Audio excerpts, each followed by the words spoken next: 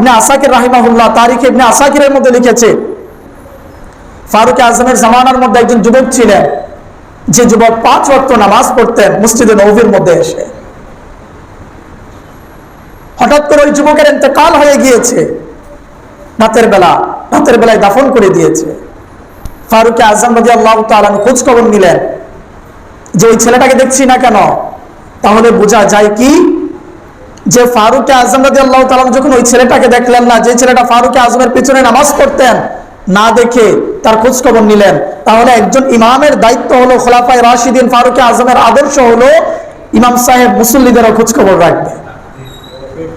একজন মুসল্লি ভাইকে দেখে নাই, 1 ওয়াক্ত নামাজে বা 2 ওয়াক্ত নামাজে দেখে নাই, ওই ইমাম সাহেবের কাজ হলো তিনি কি করবেন, ওই মুসল্লির বাড়িতে চলে যাবেন, গিয়ে খোঁজ খবর নেবেন, ভাইজান আপনি মসজিদে আসছেন না, আপনি অসুস্থ নাকি? যদি অসুস্থ হয় ওই ইমাম সাহেব ওই মুসল্লির বাড়িতে বসে একটু দোয়া করে দিয়ে আসবে। দেখবেন যদি ইমাম সাহেব এমন হয়ে যায়, সমাজের মধ্যে দেখবেন মানুষ নামাজি হয়ে যাবে।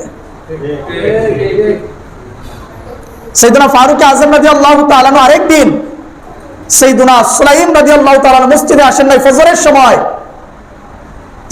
তিনাকে খোঁজার জন্য বাজারে চলে গেলেন। রাস্তার মধ্যে সাইয়েদনা সুলাইম রাদিয়াল্লাহু তাআলা আনহুর মায়ের সাথে দেখা হলো। বললেন, আপনার ছেলেকে তো আজকে ফজরে দেখলাম না। বলতে লাগলেন যে আমার ছেলে সারা রাত্র নফল নামাজ পড়েছে, এজন্য ফজরের আগে একটু শুয়ে গিয়েছিল, সে আর ঘুম থেকে উঠতে পারে নাই।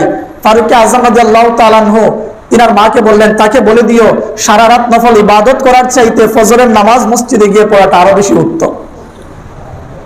তাহলে এই রওয়ায়াতগুলো থেকে কি বোঝা যায়, তিনি আমিরুল মুমিনিন হওয়ার পরে, এত বড় দায়িত্ববান হওয়ার পরেও তিনার মসজিদের মুসল্লিদের খবর রাখতেন।